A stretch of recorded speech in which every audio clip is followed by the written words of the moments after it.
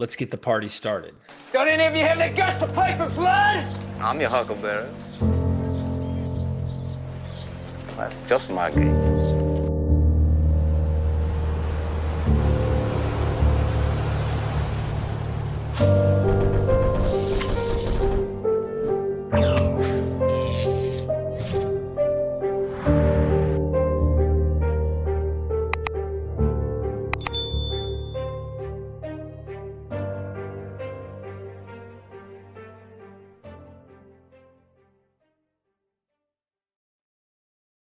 We are MythVision. Today, my guest is Tzemah Yoreh, and I'm probably not going to get it right the rest of the episode. Welcome back to MythVision. I really appreciate you. Thank you very much. Thank you. And just so those who are watching right now, let me introduce our guest because you've probably never seen him. You may have if you've heard about our interview on why did Abraham murder Isaac. We're going to interview, or we're not only interviewing him, but I'm going to show you the book again. Tzemah Yoreh is one of the intellectual leaders, and I really pushed that. Notice how I'm like so foreign to using the Thank you. Thank you. Good job, Derek. I'm doing it. I'm trying. Is one of the intellectual leaders of Jewish humanism and the head of the city congregation in New York City.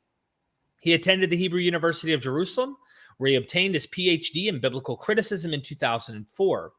He earned a second Ph.D. in ancient wisdom literature from the University of Toronto for the joy of studying ancient texts. Tzemah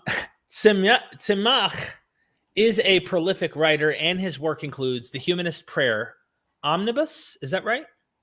Yep. Which reimagines prayer as a catalyst for human-driven change rather than communication with the deity. And his series on the stories of the Bible, Kernel to Canon, he is perhaps best known for his theories on why Abraham killed Isaac, featured in the Times of Israel and thetorah.com. So I hope everybody is glad to have you join us here today. You can go on Amazon and check out his books. The one we interviewed on before, and we didn't even exhaust it, was Why Abraham Murdered Isaac, the First Stories of the Bible Revealed. And some of his supplementary hypothesis actually is shown within this book to understand how there's seemingly earlier material in the same stories we're reading today. Some redactors, authors, whoever, definitely changed things. And I think that's going to be important in our discussion today. Quick plug for those who are interested, help support us on MythVision. I did my third drop with Paula Fredrickson on the videos. None of these are public yet. They're all Patreon exclusive.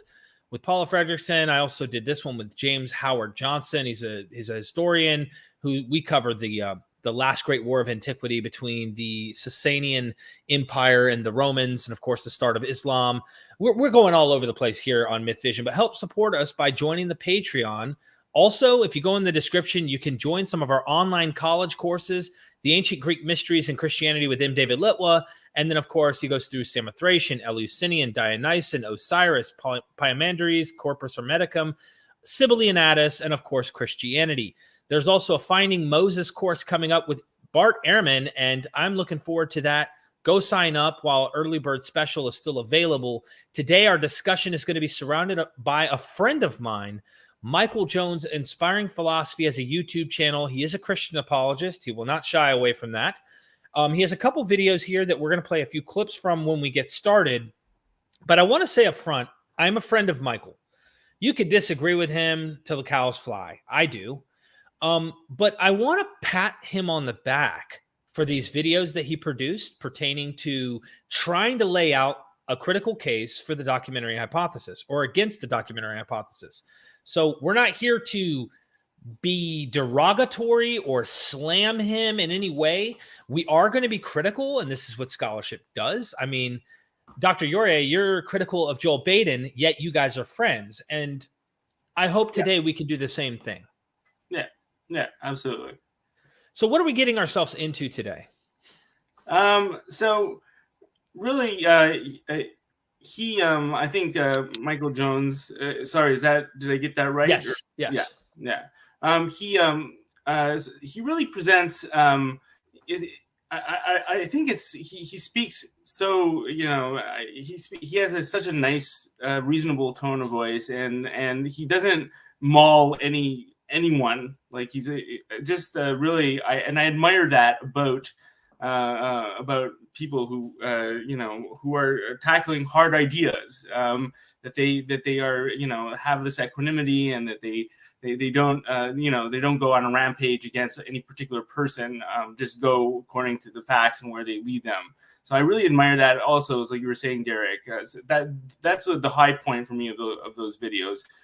So he's setting up the documentary hypothesis as a proxy for all of biblical criticism, or the notion of multiple authorship. And I think that's wrong. That you don't do that. The documentary hypothesis is only one of a number of theories of composition, and some of the criticisms he has of the documentary hypothesis are ones that I have as well, and others who like me. And it's a big reason why a lot of scholars outside of North America have moved away from the documentary hypothesis. So there's a lot in his videos that I agree with. What I don't agree with is setting up the documentary hypothesis as a proxy for biblical criticism and the notion of multiple authorship. Is it fair to say that he doesn't really say what hypothesis he's positing? And I think if I'm not mistaken, I don't want a straw man at all. I think he actually does. As far as I'm concerned, he said some form of the supplementary is where he would land, but this is a unified version. He really focuses on how the text is unified, how the text is one. Mm-hmm. And that's problematic. I mean, Joel Baden and I disagree about many things, but both of us agree that the Hebrew Bible, and specifically what we're talking about is the 5 books of Moses, were composed by multiple authors. Mm-hmm. We don't disagree on that. Nor do we disagree about the existence of contradictions and repetitions. And that the reason for those contradictions and repetitions are multiple authors. We're both in complete agreement around that. But where we disagree, that's where it becomes interesting. I think that his finding those 4 documents is impossible, because you don't end up with anything whole any of the time, and it's just a very violent theory, I would say, too. And that's where Michael Jones agrees with me. Like it's a process that doesn't respect the integrity of the text. And that is a criticism that's been leveled against the documentary hypothesis for a long time. So I liked his criticism when he used the analogy into the New Testament to point out, let's try and reconstruct Q. And when you start trying to reconstruct things, I like how he painted a picture where it's like, we're not certain where that initial author was going from or where. Even though I personally, and I've never really said this on MythVision, I personally think the Q hypothesis for the Gospels actually makes more sense than far in other things, even though I can't prove it. Because the modus operandi of these gospel authors is to copy earlier text, and I'm thinking, why are they going to change their operation? About the Q hypothesis, I studied against one of the big people who at University of Toronto, who is a Q person, Professor John Kloppenberg. So I have great respect for the Q hypothesis as well. Okay, I've read a lot of his work. So even though I'm not like a dogmatist at all, like I love learning the FAR, I love learning any other hypothesis. So I want to say to the Christians who might watch this, my hope, if you're going to stay within the worldview and the bubble, is to follow Mike and the sophistication and the level of rigor that he's going into, because this is the stuff I like to engage with, Dr. Yoreh. I'm interested in like legit, not the ridiculous, like fundamentalist argumentations that are out there. This is the stuff I enjoy. And so absolutely, like legitimate discussion, and not bad mouthing, not, just talking about what's there, and not trying to obfuscate or have any derogatory remarks against anyone. Like that's the level that I like to operate on as well. Absolutely. What do we want to play a clip, or are we wanting to pull something up? What is our goal? Do you want me to start somewhere? Yeah, maybe play the clip from the second video you sent me, or just about the Genesis. about the first, like, it's a minute and a half long. Play that. They'll get a good idea of where he's coming from. And let me make sure I have this correct here. It's the 2 Genesis accounts, and when you emailed me, you said from minute mark 0 to 128. So it's from the other one, Derek. So the third video. I think it's challenging the documentary. Yeah, exactly. Yeah. Okay. I'm just making sure we're on the same page. Yeah. No sweat. Everybody in the chat, thank you for tuning in. Hit the like button. Go down in the description. Get his book, Why Abraham Killed Isaac, or Murdered Isaac, sorry. Why he murdered. Murder is an important point there, especially being a humanist that you are. So challenging from 0. It's from 0? Yeah. Start it off, yeah. Okay, starting it off. And by the way, I envy his skills on editing videos, but here we go. Yeah. You may have heard that there are many scholars today who believe there is a secret within the 5 books of Moses. It was not originally a unified document, but was originally 4 separate sources that a redactor later combined into one.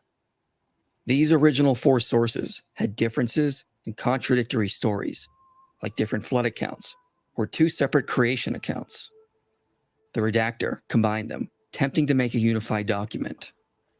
This is called the documentary hypothesis, and it is a well-respected theory in the scholarship surrounding the Pentateuch and has a lot of scholarly proponents. However, just let me know when you want me to pause it, okay? No, go for it a little longer. There are also a lot of scholars that have challenged the documentary hypothesis and have argued the 5 books of Moses have a lot more unity than we realize. All right. Okay, that's good.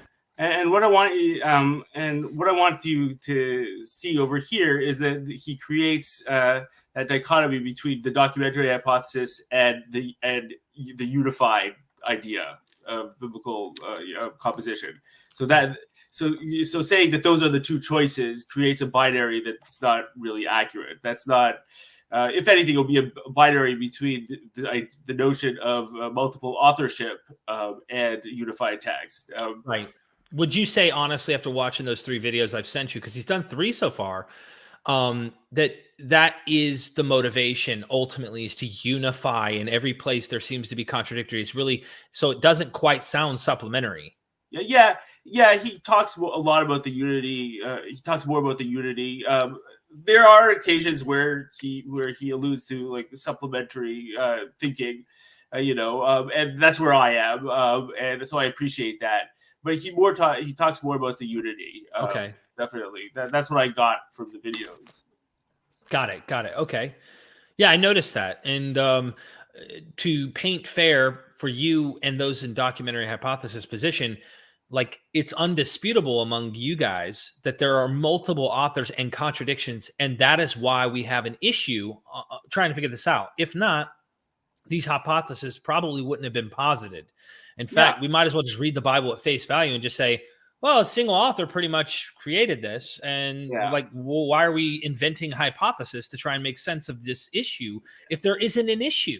It's all just the same author. So he tries to, he says in the first video you sent me, he talks about their, that Jews and Christians have lived with these contradictions for a long time, that they saw it as coherent. And that is a point that I would like to dispute. So much of biblical exegesis, of biblical commentary, from the very earliest rabbinical commentary and onwards, has actually tried to deal with the contradictions and repetitions in the text. That's a big part of biblical exegesis. It's not they lived with it in the sense that they dealt with the contradictions. That's what they're living with it constituted. And when we, and we're living with it as well by positing these theories of multiple authorship. That's so we have more sophisticated tools to deal with it, to read it as it is. And we're in the modern period, and we're lucky. But people were seeing these contradictions from the get-go. Wow. Okay. So that's very important that you point that out. And Yeah. when I read Joel Baden's book, kind of renewing the documentary hypothesis, he points out how even before rabbinic literature, you find in Josephus and other Jewish authors like Philo, when they choose to tell a narrative, they sometimes go with one part of the narrative instead of trying to wrestle with the contradiction. They just kind of choose an option and run with it. Yeah. And so, of course, he's setting it up to show you that he thinks that there's like two stories stitched together, and that the person Josephus or whoever is just grabbing one of them. And like, who sold Joseph? Well, rather than saying both and trying to wrestle, Josephus just names one of them. Yeah, And exactly. And that's just the way you do it. If you want, if you want to create a coherent story, if you're retelling the biblical story, you're gonna, of course, retell it without lots of the contradictions. That's just the way you're gonna go, because if it means that you're cognizant of the contradictions. It means that that this story is not coherent in the way that we have it in Genesis 37. You have to, so I'm choosing a particular way of telling the story that eliminates some of those contradictions. Okay, two questions as we dive into this. I think this is important. Number one is just again, the documentary hypothesis and supplementary hypothesis are two peas in the same pod in terms of there is a serious problem in the Bible here, and we're just trying to come at this. That is this is not even an issue in scholarship. Scholarship's not coming at this saying, well, we have a unified text in all these Genesis, the flood narrative, Moses stories, you name it. So the thing is that the people who mainstream biblical scholarship all agree on multiple authorship. It's the religious fringes of both the Christian and the Jewish world who posit unified theories, meaning there's no disagreement among in the Bible department, in academic Bible department, secular academic Bible departments. If you go to Christian colleges or Jewish universities, of course they will posit unified authorship, but we're talking about a minority among people who study Bible in academic context. Meaning, for the most part, I would say that in academic scholarship, it is agreed that there are multiple authors. Okay, and second part, just to mention this, is I know that Michael is drawing his information from certain scholars as well. So these are scholars who probably don't fit in the categories you're describing in the critical scholarship. I mean, they're also playing a game. Playing a game is probably not particularly nice, but I would use the same words about myself. But they're also trying to push a particular line of, they're also coming from a religious place generally. And I always like when I look at an author, I always like to know, where is that person coming from? Where is that person teaching? Who is his audience or her audience? It's just, it's clear that it's clear from about, minute 2 or 3 in Michael Jones' videos that he is speaking to a Christian, a religious Christian audience. It's not, there's no question of it. So and that's fine, absolutely. But it's important to know where someone is coming from over here. Everyone has biases. I have biases. Right. Everybody does. I'm with you. Yeah. My middle name is. I'm just kidding. No. So it's just important. I mean, I'm sure that Michael Jones' audience, knows where he is coming from. What. And you understand that a couple minutes in, but I think it would be nice for it to be a little clearer. I am Christian in this way, stating that up front a little. I would have appreciated that a little more. Okay. Yeah. I respect it. So the second question I had, and then I'd love to get into examples, would be for those who don't know what the supplementary hypothesis is or the documentary. Maybe they're watching for the first time. They're like, "What is a documentary? What is a supplement?" What if you could still man both sides and explain the differences, just Sure. temporary, like, I don't know, a drive-by, and then we'll yeah, go. absolutely. So I'll start with the documentary hypothesis. That is the first main theory that gained a lot of adherents of biblical criticism. The documentary hypothesis posits 4 documents: J, which use the name Yahweh; E, which used the name Elohim for God; P, which was very preoccupied with priestly laws and hierarchies; and D, which is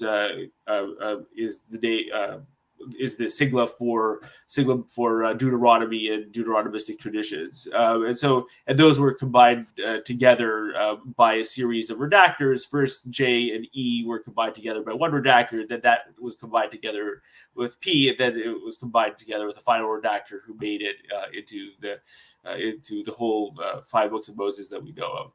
And so that is one, that is a theory. You may have heard of the name Wellhausen. He was one of the fathers of that theory, and that theory really was the mainstay until the 70s. And then we start having other theories. One of them is is a supplementary hypothesis. People who popularized it are like John Van Seters, for example. Mm-hmm. I got a bunch of his books behind me. Yeah. I was influenced by his books. I've read all his books So as a graduate student, and really, what the supplementary hypothesis does is it's a simpler hypothesis. It posits, at least my version of it, posits a first text which is added onto by successive authors. For me, that first text is E, and then J supplements it, and then P supplements that. And what that means is that for me, it's only necessary to isolate one first story. I don't posit a J document. I don't say that J is by itself something whole. I say that JE is something whole, and that PJE is something whole. I don't say that J by itself is something whole, or P by itself is something whole. So it's more simple in that sense.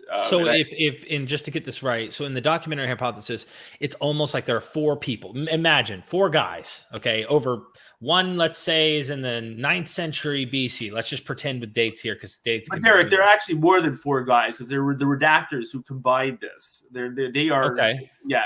So there's RJE, the redactor that combined J and E together, and then there's the redactor who combined J, E, and P together. That's for the supplementary or the documentary? The documentary hypothesis. Okay. There's more stages Got it. than in the supplementary hypothesis. Do you feel like that was kind of not represented in the videos? Listen, no, I feel he presents that. Michael Jones presents that. That's not a problem. But I think he's the role of the redactor. He's not entirely understanding the role of the redactor. He talks a lot about the unified text, that there was intentionality behind the text as we have it. And I agree with him. There is intentionality, absolutely. It's the intentionality for the documentary hypothesis. It will be the intentionality of RJEP, the author who. The redactor who combined these things together. He wanted this to be read as a whole, and so he has in mind that the first stories of creation are complementary rather than contradictory. For him, that's what he wanted you to think. That just and the fact that Michael Jones can point to it and show you how they're complementary shows that he was successful. And for me. I simplify the process. I would say that for me it was P who was acted both as the author and the redactor of J. P added his first creation story to J, and so also for him he had the intention that they would be read as complementary. So that idea, that argument is not. I don't find it to be a particularly good one, because I do feel that there is that intentionality. So both documentary and supplementary are both recognizing the pin on that. The guy's like, How do I connect these? Because they Yeah, love the exactly, tradition. exactly. How do I think of Okay. and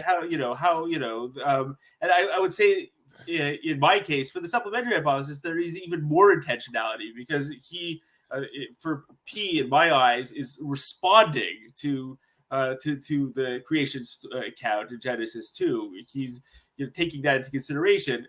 With the documentary hypothesis and the redactor, there's less response because they're independent documents being stitched together. But he's still, but the idea that they should be read as a unified text is something me and Joel Baden could agree on, right? It's not, there is an intention over there. Okay, now that we've got that, I think we're getting closer to the issue here, where he is in error. You would say is he's not seeing the contradictions that are a red flag. That if a unified author, a single author, or two guys who are in the same boat thinking the same way, would not have written these contradictory things and tried to splice them as if they're one narrative. Yeah. So I think I want to talk about with you the difference between the plausible and the probable. So what Michael Jones does is he seeks to create a plausible story, and this is true for a lot of apologists. They seek to create a story that you could, that sounds right, that could have happened that way, but notice that the word I'm using is plausible. A plausible account does not mean it's probable that it likely happened that way. It's different. And so really you have to be very, very careful. You have to understand that what Michael Jones is seeking to do is just, making it possible for religious Christians and religious Jews to read the story as something unified, which is then less threatening to their faith. Than seeing multiple authors, and I respect that. This is true on the Jewish side as well, and I think even more so with the 5 books of Moses. If I went to start talking about the composite nature of the Pauline epistles, then we would, he might be more threatened by that. But right. But for Jews, that it was, the 5 books of Moses were delivered to Moses at Sinai as like an article of faith, and so so they have, so creating a plausible, narrative of how that could have happened is important to religious Jews, and I respect that. But plausible does not mean probable. It doesn't mean that it likely happened that way. In fact, because we have so many contradictions and repetitions in the text, it is very likely that it did not happen that way. Okay. And I just want to talk about in the first 2 chapters of Genesis, which is one of the videos. Do I need to play that other video real quick? Or sure. When do you want me to play it? No, you can play it now. Yeah. Okay, I'll play that now so everybody can at least see the intro here. We're going from now. Is this one from 30 seconds to 60 seconds? Yeah. Making sure I'm on the same page here. Okay, cool deal. And by the way, I got permission to play this from him. So, all right, here we go. They were part of different ancient Israelite sources. Allegedly, a redactor combined 4 different sources from Israel's past into the present form of the Pentateuch, the 5 books of Moses. When this happened, the 2 creation accounts were put side by side in the Pentateuch, even though they contradict. However, this hypothesis is not without its critics. There is a lot of evidence that suggests Genesis 1 and 2 were meant to function as a unified narrative. Okay. That's awesome. So yeah, his intention again is unify. Exactly. And he pushes that line, and that's fine. And I agree with that. There is an intention to create a unified narrative, but that shouldn't obfuscate the contradictions and the fact that we're likely dealing with 2 different voices. So one of the contradictions that is not talked about as much, but really is the names of God in chapter 1 and chapter 2. So we have the name of God is Elohim, or in English translated God, and in Genesis 2, the name is Adonai Elohim or Yahweh Elohim. That and it's a little bit obfuscated in English translation because it's God versus Lord God, and Lord, Lord is not a good translation of Yahweh. Yahweh is a private name, so it would be, if I were to substitute, I would say James in Genesis 1 and Peter James in Genesis 2. You'd see that we're talking about different names. We're talking about different deities, and so that is very important to note. It's not a small thing. Like, you have a different, even if you say we're talking about the same character, that character is being referred to very differently in Genesis 2 versus Genesis 1.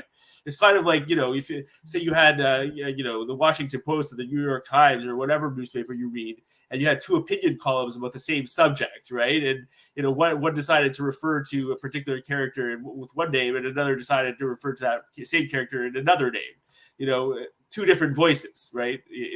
So that is, off the bat, off the bat, one of the main discrepancies between Genesis 1 and Genesis 2. It's not a small one. This is harkens back to the beginnings of biblical criticism. The idea, the different names of God is at the bedrock of how people, decided that there was multiple authorship. No. Okay, so by the way, do I need to pop up anything, or you're good? I don't have to share anything else, right? No. Okay. So if someone tried, and I'm going to try and be devil's advocate for the sake, so I can get you to poke holes here. Sure. I'm going to play the apologist. Go back into my old self. How do you know that they didn't just use God's name? Like, how do you know it's two different voices here? What if they're just referring to the specific details of God's creation in Genesis 2, and they just want to refer to him by a different title? Because really, they're all synonymous technically in my mind. I'm an apologist, and I don't really see any reason to say these are different names for God, which would mean different people from different periods or different locations or whatever. No. This is they're just referring to the same God. That, as again, you're painting a plausible picture, but where instead of a probable picture, because what you're not taking into consideration is that the reason for that. What is the reason? You have to have a reason for one author using one name and another, or one chapter using one name and another chapter using another name. And so, if you, as somebody who talks about a unified text, can give me a good reason why Genesis 2 uses a different name than Genesis 1, all the power to you. I haven't found it. Meaning, it's what not, reason do you give? The reason I give is that they are different authors, and if that were the only difference between Genesis 1 and Genesis 2, then I would say, I'm willing to consider the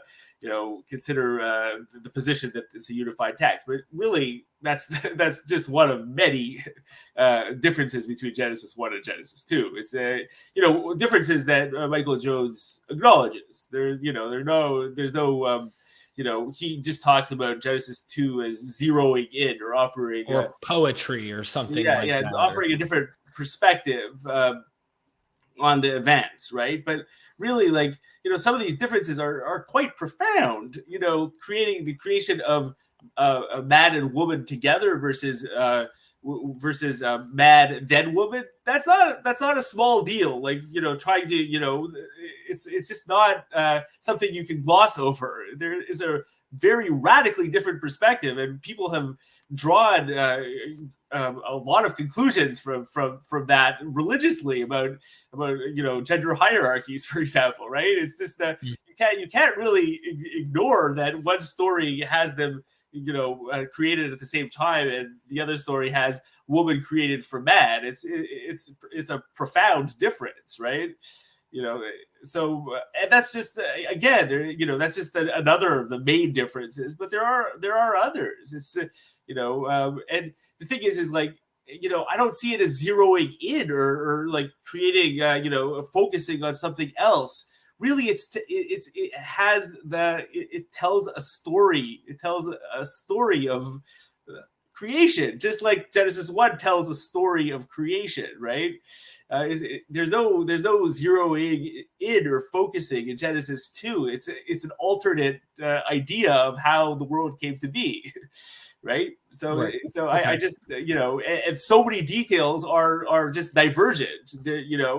So many details just contradict each other. The fact that there is no the land is there, right? Versus the land not God creating the land, for example, in Genesis 1. It's just that they're very different.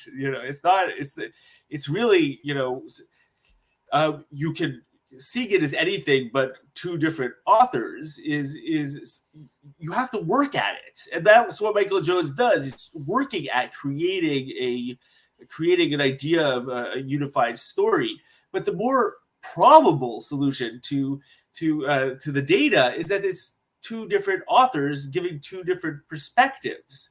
Right. And that I just need if you're to get me to believe that this is a unified story, you have to offer me good examples of other accounts where that the same author wrote one thing and another thing and contradicted himself in many details, and I just don't. I can't find those kinds of examples.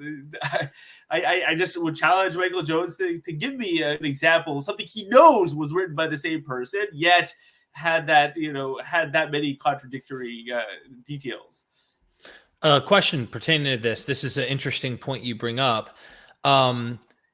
He brought up the examples from Mesopotamia. I think it was one of the flood myths, Sure. and the creation myths as well. But that there was some way of saying, well, they wrote something like this, and then the next thing is more zeroed in, or it's a different account. It looks like, but and there's kind of this assumption that this is the same author. But I talked to my Assyriologist buddy Joshua Bowen, and was like, "What do you think of that?" And he's like, no, if you even go into the Assyrian, if you're looking at the Mesopotamian mythologies, these narratives are pieced together as well. So there's a lot here to make you wonder, okay, should we be how far do we want to keep going back for examples?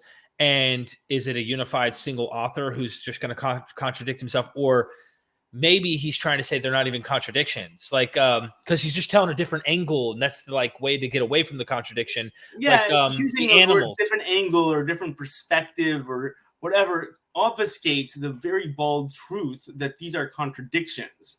If you use the word contradictions correctly, there's sometimes, if it's not a big contradiction, you could call it an inconsistency, or you can call it a varying perspective, but we're talking here about contradictions. We're talking here about saying, X and Y, or sometimes in the most extreme examples, X and minus X, right? It's not, these are not small details that you can say, oh, they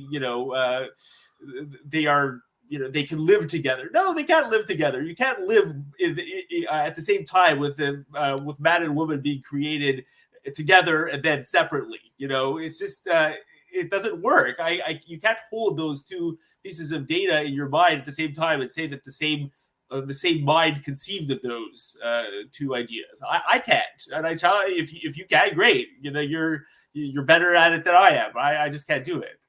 So while we're still on Genesis 1 and 2, to zero in, you admitted up front, though, you thought that they were somehow, at least some redactor is trying to unify them. So in what way are they trying to unify these contradictory accounts? No, I do think that P was added his perspective to J, and you can see in the last line in Genesis 2:4a, I think it is, where he kind of tries to smooth it into the next story using very similar vocabulary to what he used in Genesis 1:1, using the same verbs and such in the Hebrew. Did he think that? Would he have acknowledged that this is a very different than Genesis 2? Absolutely. But the way a key point in the supplementary hypothesis is that you didn't erase the perspective of your predecessors. You just built on it, and you could have a very different perspective. But because because you respected your predecessor and didn't think that his work should be X'd out, edited, eliminated, you respected it and supplemented it and added your own perspective. And sometimes that perspective is in the form of a complete story, like we have in Genesis 1, and sometimes it's a few verses, and sometimes sometimes it's a few words, right? It's it depends on the situation, but really. Yeah, it is two different voices. Thank you. What other accounts would you like to? The flood account? I mean, there's other. I mean, there are lots of them. The flood. I consider the flood account to be one of the better examples of the documentary hypothesis, which is why Michael Jones goes after it. Why do I consider that? Because it's easier there. There may be two other examples of this in the 5 books. It's easier there to see, like, if you take J and P apart, you can see, J reads somehow like a whole story and P reads somehow like a whole story. Now, I don't think that they read like whole stories. I agree that they're not whole stories. I would agree with Michael Jones on that. And those are the best examples of the documentary hypothesis. But let me share screen here, Derek, and I'll show you just my big issue with the documentary hypothesis, and I'm going to show you the text of Exodus. Exodus is 1-7 or 1-8, and every place where there's the narrative, the story gets cut off, and there are details missing, I mark with X's. And you'll just be able to see the number of X's that exist. There's an inability to create a complete account. Okay. Go ahead and hit present at the bottom, the little plus symbol, share screen, and it should allow you to. Okay, wonderful. Okay, I'm going to start with the e-text over here and share screen.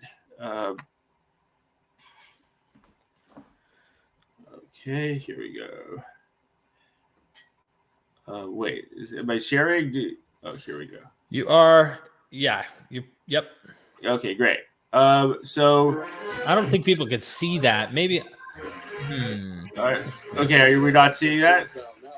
Maybe I can hear some audio coming up too, like a. All right. No, I don't. I don't know. Like a TV playing or something. I don't have anything playing. Let me. Sorry. I hear her laughing right now. Yeah. I'm trying to. Okay. Okay, I'm gonna look. You sent me the document, right? You sent me the E1. Yeah, I'm trying to X out of everything. Here we go. There you go. All right, I can share it on my end, and it might be easier. You just let me know if you need me to zoom in and stuff. Let me. Yeah. So why don't you share the J the E, start with the E document and share the J and the P. Okay, let's start with this first. Okay. So you see every place that there's an X over here, just if you scroll down, Derek, every place that there's an X's, that means that there's a gap in the storyline. Okay. Yeah, so just scroll all the way down. I just want to present this visually. I'm not going to go into the details. Here you have, I just brought it in Hebrew and in English over here. So okay, so people can see the Hebrew. Yeah. So continue scrolling down. You see just like the gaps. Every time there's an X, there's a gap. There's something missing in the story. Okay. Right? Yeah, just continue a little more. Yeah. Very good. Yeah.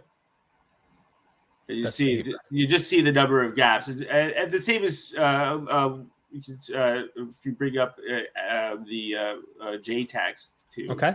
Yeah. Here we are. I'm spanning that out too and try to zoom in. All right, that's a little bit too zoomed in. All right, here we go.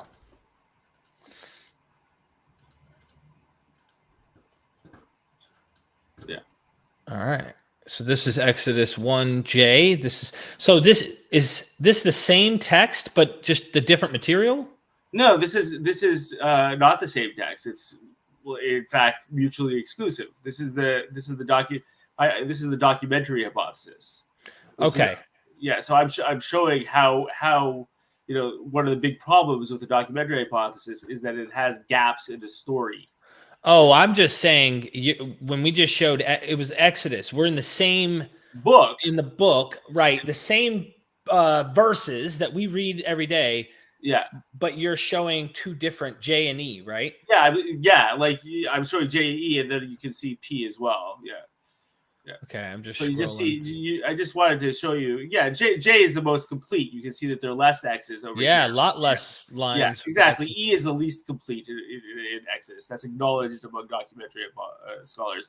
Now, Joel Baden and I will not agree about how we divvy up J, E, and P. Like I don't want to say that this is the way Joel Baden reads the text. He doesn't read it. He does. This is not his version of the documentary hypothesis. But no matter how you splice it, you cannot create three documents that are coherent. I don't, I really, that is true. It's like you can't create three, here. So again, see with P, the guy, same scripture, all three are here. Okay. Yeah. And you see, there's a lot. There we go. I mean, it's a lot less than the first one, but it's like in between the first and the second one a little bit. It's like exactly. Yeah, there's more over here. Exactly. Yeah.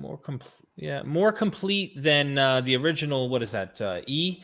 But it's I get what you're saying. Yeah. So it's just that's one of the ways I like to illustrate the problem. One of the main problems that people have with the documentary hypothesis, and that's the attempt to recreate these documents is impossible. There are these lacunae, and that's something that's acknowledged. They'll just say that this is the most, for the most part, people who adhere to the documentary hypothesis will just say that it still has the best explanatory power for what you find in the biblical text.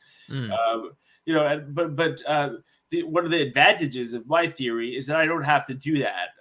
For me, there are no if I can show that E is a unified text, that it has a coherent story without gaps, that I don't have to go farther than that, because I don't believe that J by itself or P by itself is a coherent text. I believe that they all depended on their predecessor. Right?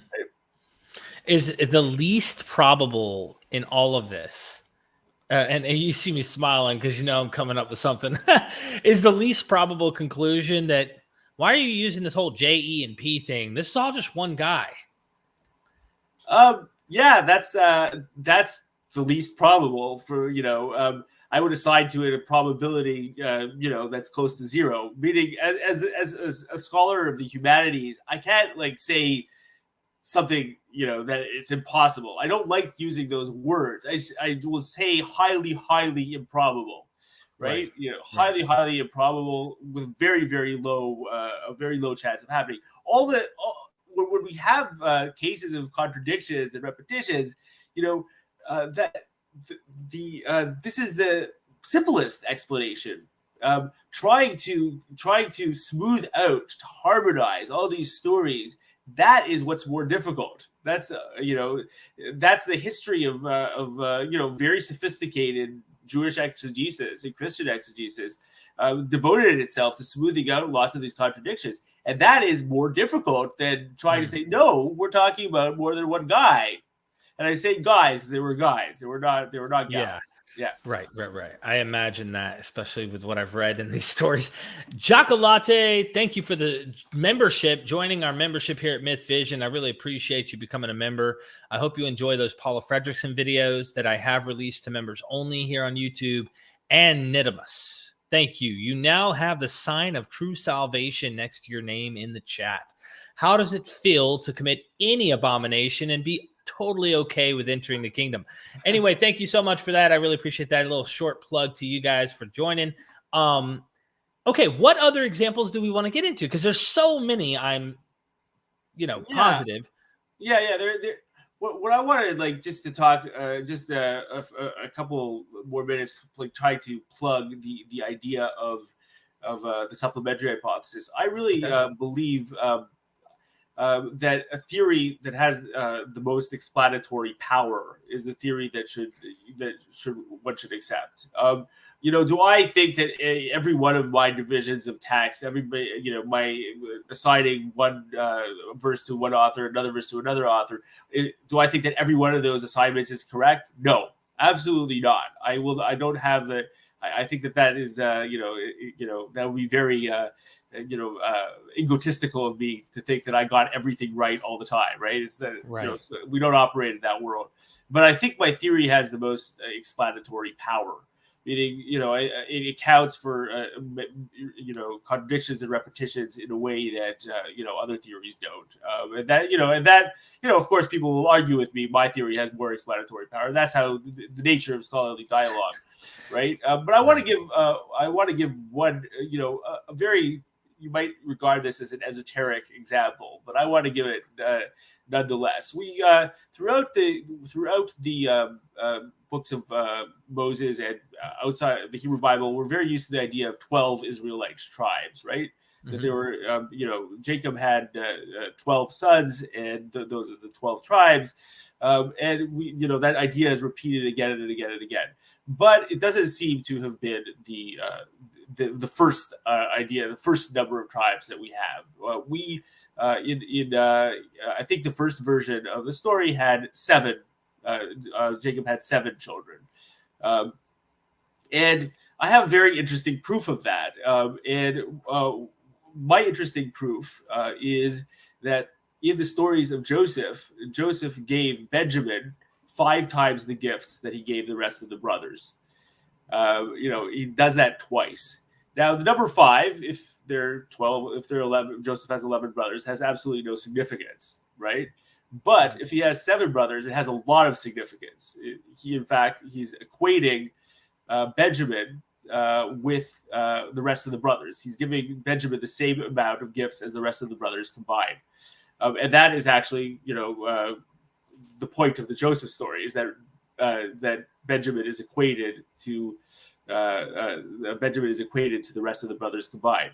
And nobody has been able to explain why 5 times the number of gifts. But my theory explains why there are 5 times the number of gifts. I'm just bringing that. That's like a random detail, right? Can I add to it? What I think is interesting? I think you're onto something. I don't know. I can't prove, but it's an interesting speculative model to use that you're talking about explanatory power. I interviewed Andrew Tobolowsky on his Myth of the 12 Tribes of Israel recently, and how there are different accounts and lists of the 12 tribes, and how obviously it appears that some Southern Kingdom redactor is wanting to insert Judah as that special son. Yeah, absolutely. Benjamin and Judah would be, the two Southern kingdoms. He pushes Judah hard, but they force themselves into the 12, and the 12 tribes was not originally the case. No. Kind of like you're going to get into the commandment. I think there's 7, but that's not the only number. You see the number of tribes, for example, in the Song of Deborah in Judges chapter 5. There you have like 9 tribes or something, and there are different ones that you have in Genesis. Meaning, what I'm trying to say is that the number 12 is pushed again and again and again, but that's just one of the ways a supplementary author pushes his opinion. He doesn't eliminate the other contradictions from the text. He just restates it again and again and again. So that's what we'll accept. That's one of the reasons why we find so many repetitions, is the desire to push at different storylines, the desire to push them to relegate them to a minor status, so that you don't read them as much. You read the dominant story more. Mm-hmm. Big red flag is just how they're treated in the narratives that really make you go hold on, the characteristics. Why is the Southern Kingdom getting all of this favor? But really, they don't exist yet, because really they're just the sons of a guy way back when. This is a red flag. Judah, like in the first, in my book, this is one of the points that I make. Judah is a later insertion. The tribe of Judah was a later insertion into the text of Genesis. Judah and the southern tribes were not part of the story in Just to show your book. Yeah. Oh, thank you. And this is the book, Why Abraham Murdered Isaac. I really enjoyed it. It's, by the way, it wasn't just like scholarly, even though it is. It's like, it was fun. It was a fun read. So I had to give you a little shameless plug here. Thank you. But yeah, you go into this and describe the sons. What I really enjoyed in this too was how you're like, look at this story of Isaac. Like, what the heck? It's a repetition, and it's so repetitive of Abraham that you wonder, like, did Isaac even do anything? Like, because not anything original. Not anything Right. original. Just that he's like kind of the, it's like kind of the filler, the salami between the two, the sandwich of the two main patriarchs, Abraham and Jacob. Right. And I was like, oh, snap. Even the wives, like, takes him to the same king. Yeah, And the same king. Yeah, you didn't learn this from your dad? Like, what happened to him by calling her sister? I mean, come on. I mean, they treated it's just a repetition is not a sign of that it's worse or something. Right. It's just it's the way the reason a biblical author would repeat the story of someone else is sometimes it's just establishing a pattern or something of that nature. It's not. There's no. I think there's no desire to make Isaac inauthentic. It's just a desire to make him mirror his father in some way, right? It's not Right. or create resemblance of some sort between the patriarchs. Well, the way that you described it in your book was like they're patching a narrative to connect Abraham to Jacob. I mean, they need to connect Abraham and Jacob. Right. The connection there is not an obvious one. In the original story, I do believe that the Abraham stories existed, independently of the Jacob stories, and they got connected together. Literarily, there's a connection. They both. One ends in Beersheba, the next one starts in Beersheba. But beyond that, Abraham and Jacob are not connected genetically. Meaning Isn't that one of the few triplet locations for repetition that are like, what the heck?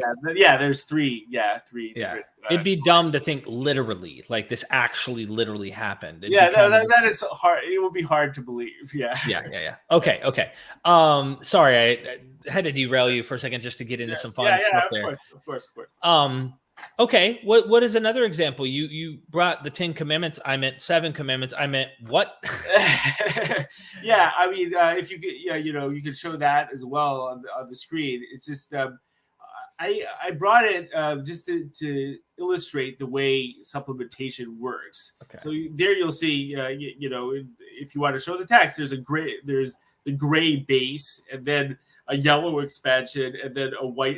I think it's better if the document. I don't know if it will show up. Will it show up with the colors? They see the highlights. Oh, is each of these highlighted different colors? Yeah, they're different colors. Yeah. Oh, let me see. I didn't see that. Hold on. Maybe it's right here. No, that's P document. I only got 4 documents, and the one you sent me was a doc. Why don't I try sharing? Why don't I try again? I've exited all my stupid windows over here. All you do is click present, click share, and then go to window, and then click on the one you want to share. Okay. Let's see. And while you do that, I do have a super chat. Let's see what Gray's 174 has to say. Could Moses have written those sources and then people later put them together into the final form or something along the lines of that? Okay, why don't I answer that before I present this? Could Moses have written those sources and then people later put them in final form? The thing, what we're trying to show over, what biblical scholars try to show is that they're different authors, different voices. So it's unlikely that Moses wrote all of them because you just see that the accounts contradict each other. Like the Genesis 1 and Genesis 2 contradict each other, and it's just unlikely that one person would say those types of contradictory things one after the other. It doesn't make a lot of sense. I mean, you could always create some, like Michael Jones does, create some plausible way that they were once one story, but that's not. It's just not probable. Which is, part of what I'm trying to go at. Okay.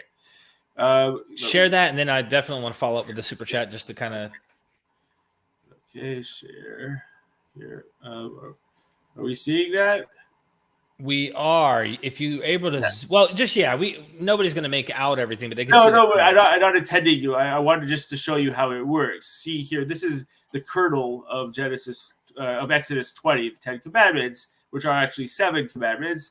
Then you see how it gets expanded. By the yellow is the expansion, the J expansion, and then it's expanded again. You see that the non-highlighted portions are the P expansion. That's how it works. Each in my model, that each source expanded on the next one, right? And just you can just see that visually. That's all I wanted to really show over there. Wow. Yeah. So and that, like, I have a whole series of books dedicated to showing exactly that, how each story expands from a kernel to a canon, from the first version of the story to the last version of the story. And sometimes it's just 3 stages, and sometimes it's 4 or 5 stages. Mm-hmm.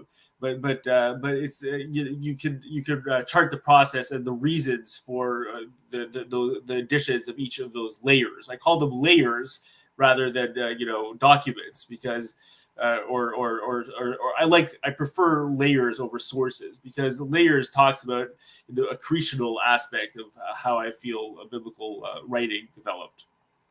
Okay, and in that question about Moses, is there any reason to think Moses wrote any of the stuff in the biblical account? Yeah, so let's get to that. I wanted to offer a quick answer, but no, I mean, we don't have any corroborating evidence that somebody called Moses existed. The only in fact, really, in the 5 books of Moses, we don't have any corroboration for anybody but one.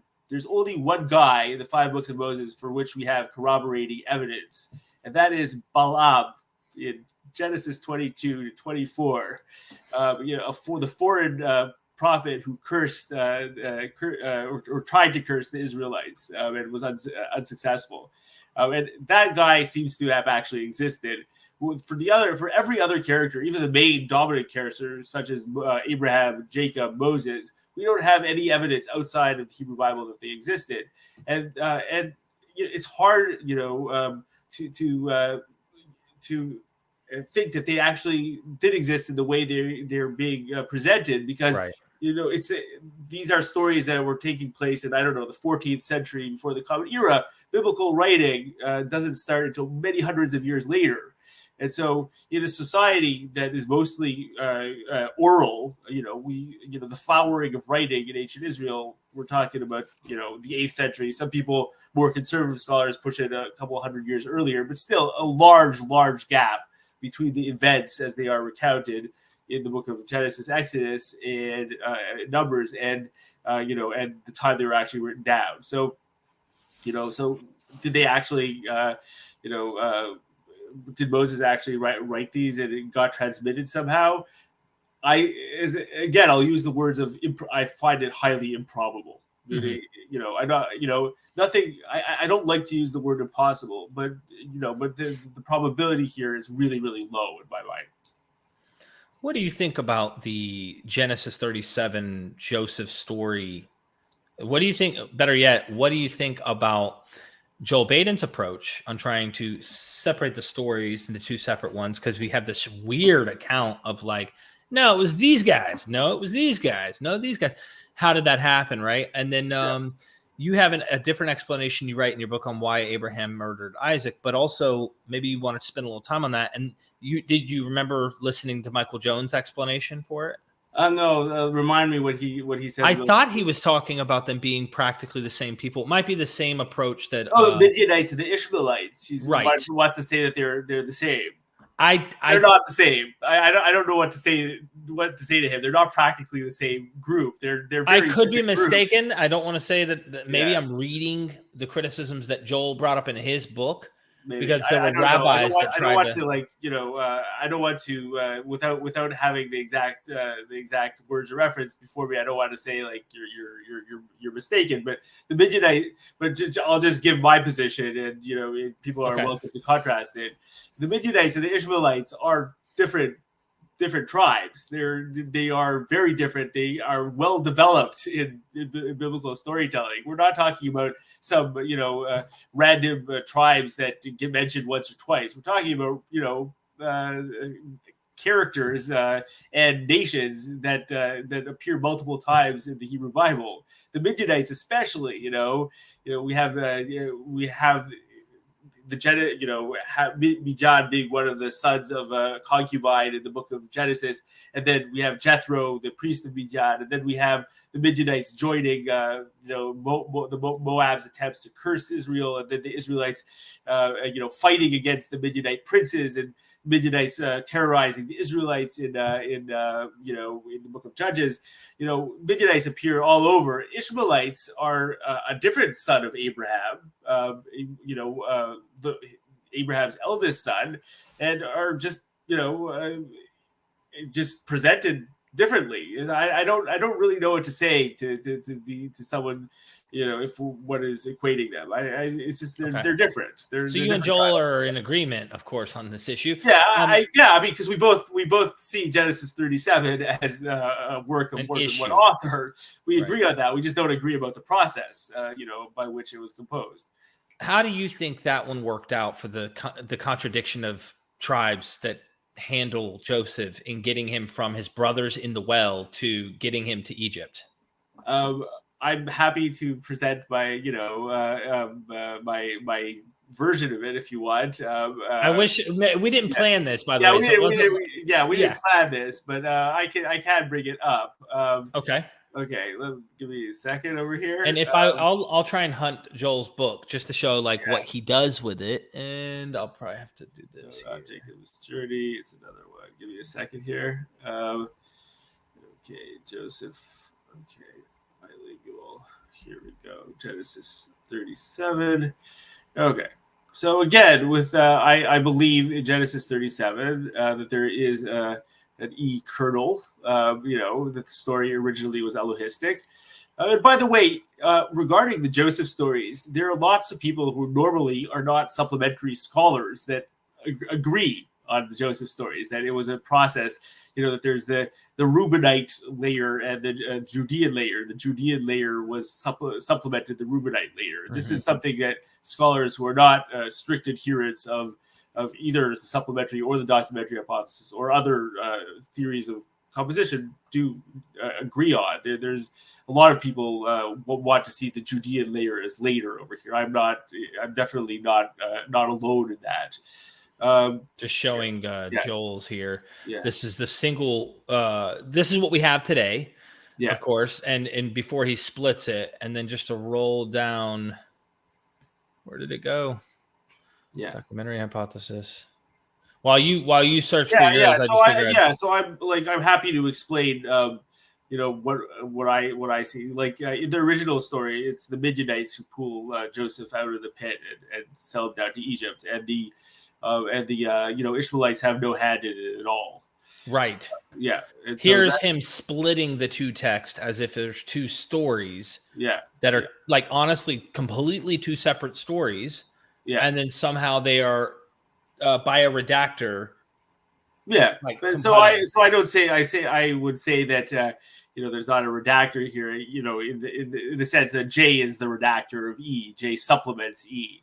Meaning, for J, it is important. It's important that it be, Judah's role is emphasized as, instead of Reuben is ineffective and Judah's solution is the one that's accepted, and so that that's in J's version of the text, and then he substitutes, the Ishmaelites for the Midianites. And why does he substitute the Ishmaelites for the Midianites? I think there's a reason of poetic revenge over here. Meaning Ishmael was banished,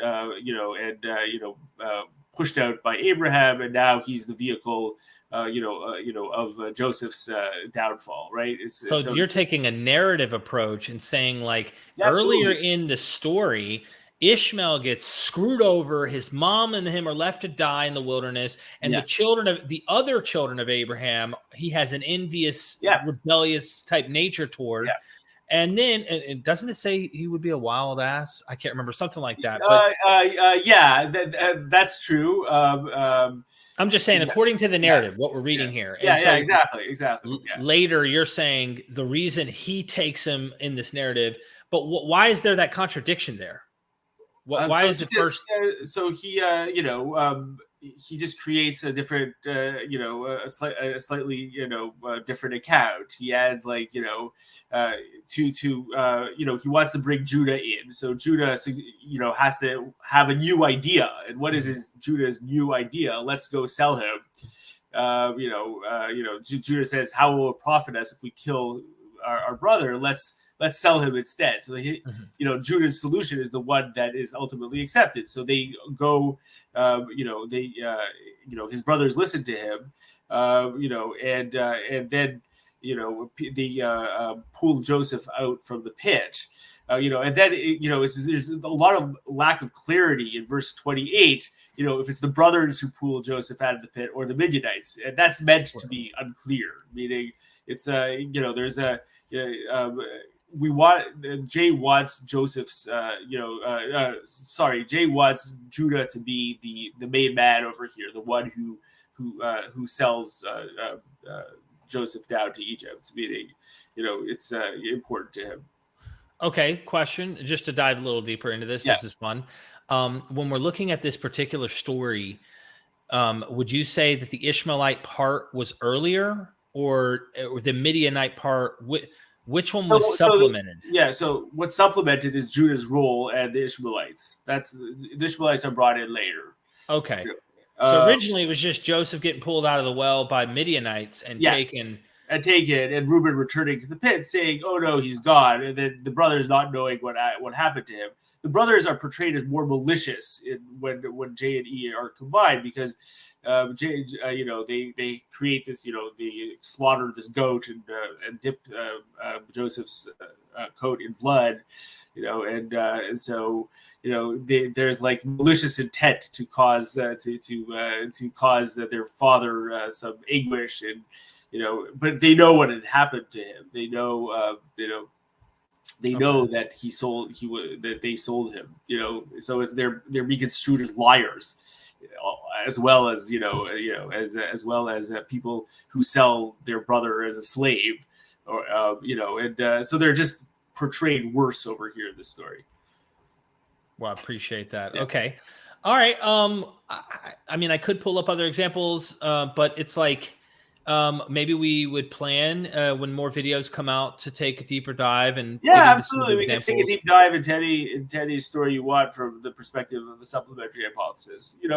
I just say what I want people to take away here is that there are multiple perspectives on the composition of the Hebrew Bible. But one thing that modern Bible scholars who are not coming from a religious position share is the idea that the Bible, the 5 books of Moses, were a product of multiple authors. We all agree on that, or all is maybe a bit ambitious, but the vast majority of us agree on that position. We're not, we might disagree on the details. We might have different theories of composition, but we do agree on multiple authorship. I think that's the most important thing driven home today is that due to multiple authorship, that means we're not unifying, acting like it was initially or originally a unified message, or that the same author came back later and supplemented his previous work with contradictory material. It's much more plausible that what you're saying, even what Documentary Hypothesis is saying, over that model of unification by single author. Okay, Q&A. We're getting to Q&A here. A couple questions. And one is, Doc Pluromanaut, it has been argued that P adopts the theological concept of E, since E was supposed to include a similar change from Elohim to Yahweh in Exodus 3, but how does this explain the use of El Shaddai? Okay, so let me untangle that a little over here. There's this theory that there's a shift in names in Exodus chapter 3, in E's version of Exodus chapter 3, from Elohim to Yahweh. Now, that is a mainstay of the documentary hypothesis. It's not something that I buy into. I think that E uses the name Elohim throughout. throughout from the beginning to the end. That's his name. He doesn't shift it. That's I feel that having to that shift is a J addition to the text. So first of all, just to clarify that I don't have that position, and the shift between Elohim and El Shaddai. I mean, El Shaddai just seems to be one of the names that P uses. I don't know the exact the significance of El Shaddai. There are all kinds of theories connecting it to fertility and such. Why P uses it on particular occasions over others, I'm not entirely sure, but it's a hallmark of P composition. Thank you so much, Doc. Appreciate that support and the question. Doc Pluralmanot says the word camel occurs 24 times ish in Genesis. Can we then use the dating of the domestication of this animal and use in the Jacob text to a general dating? And I was thinking terminus ad quo, like at least. Yeah, I mean, there's like people talk about I bring it in my book as well, like the camel proof, like that these texts were written later than the actual events that they're narrating, or much later, like the domestication of the camel is, it points to that these texts are first millennium texts rather than second millennium texts or texts that are accurately portraying the second millennium, because there wouldn't have been camels in the story. So I do agree that the incidence of camels does definitely date biblical texts. I'm not sure how exactly you're relating it to the Jacob text in particular. I think that in general, camels, Rebecca falling off the camel, the appearance of camels, in general dates the book of Genesis to a certain time in the first millennium. Real quick on that previous question about name of God, the names of God. I've heard people saying that's a horrible model to try and figure out different source material or different redactors, if you will. Yeah. Do you stand do you think that's not true? I stand pat on that. Have part of this is the heart of my scholarly work tries to show a unified coherent E that uses only the name Elohim, and then J really uses the name almost exclusively uses the name Yahweh, and P is the main one to switch, and P switches from Elohim to Yahweh in Exodus 6 and makes it very deliberate. But so I think that it stands. Now, some documentary scholars are saying that this that this is not that it doesn't work. I just think that the reason that it doesn't work is that they're not using it right. That's just a disagreement between me and documentary scholars. I'm not. Okay. Yeah, I think the names of God criterion is strong. I still buy into it. I would say, the early documentary scholars, they also bought into the name. It's the later documentary scholars who want to move away from that. Huh. Yeah. Wonder why. I got to do some deeper diving. Everybody go check out Why Abraham Murdered Isaac. Of course, he's written other material, but in this book, really, this is the book that explains it in my theories in the easiest language, right? Yeah. This was fun. So I just hope people will go check it out. I enjoyed every moment of it. Seriously. Also, help us out at MythVision's Patreon. Support us. I've been working hard. I've already got 3 videos up with Paula Fredrickson, and I've got many more to edit. And so I am working my tail off. Even Paula wrote me this morning and was like, wow, I'm impressed with what you did in editing our conversations. But yeah, I interview all sorts of academics and, of course, continue to educate more people, bringing in other ideas, not just Bible, but science, you name it, Old, New Testament, it's just all sorts of stuff. Ventured into Islam recently and trying to get into the origins and source material there. We've got academic courses online you can check out. And, of course, Dr. M. David Litwood goes into Christianity and the mystery language that we see going on in Paul. And does this seem to have mystery cult tendencies? Finding Moses with Bart Ehrman isn't just about did Moses exist or whatnot. It's also problems. He's going through Exodus, Leviticus, Deuteronomy, and Numbers, to show you narrative disagreements, contradictions. It's exactly kind of what we're doing today. Whatever model he uses, it'll probably be the documentary, I suspect, because he's a North American. But yeah, either way, he's going to show contradictions in the narrative. So go check it out. And if you're interested in seeing the original videos that we're actually dealing with or critiquing, Inspiring Philosophy, I got to add them to the description, did the videos on Documentary Hypothesis. And if there's one pat on the back I really do want to give, is it's his video, I think, is helping promote the conversation. Absolutely. And that's important. To continue that is talking, important. Continue to talk to each other, even if we have very differing perspectives. Yes, and absolutely. To do it with a respectful tone. 100%. Seriously. And I think that's important, even if you think someone's wrong. But his was sophisticated. I like the sophisticated approach that he's taking and trying to give oh, look, is this a plausible explanation? Look at the Mesopotamian flood stories. They, there's other. I really appreciate, unfortunately it's becoming, rare to be respectful of your interlocutors. It's something I'd like, people to adopt. Even if you disagree strongly with someone else, you can always speak to them with respect. I think so too. And holy humanist Nuria Khan, go subscribe to her channel. She is ex-Muslim and of course is continuing to educate people on Islam. Nuria, stay safe with all those death threats and the crazy stuff that you do get. And I don't know, I salute you. So thank you for the super sticker. Keep up the good work, everybody. I hope you have a wonderful day. Any final words from you before we let you go? No, really, I feel that I summarized it well. I think I deeply appreciate this type of dialogue. I can acknowledge that this is the dominant or one of the dominant theories in North America, and so he's going to attack that theory or contrast his views with that theory. And I don't think he's being very fair. He's not I feel that it's a fair. What Michael Jones does is fair, and it's done with respect, and there should be more videos like that, done from that perspective. Absolutely. Thank you so much. Never forget, we are MythVision.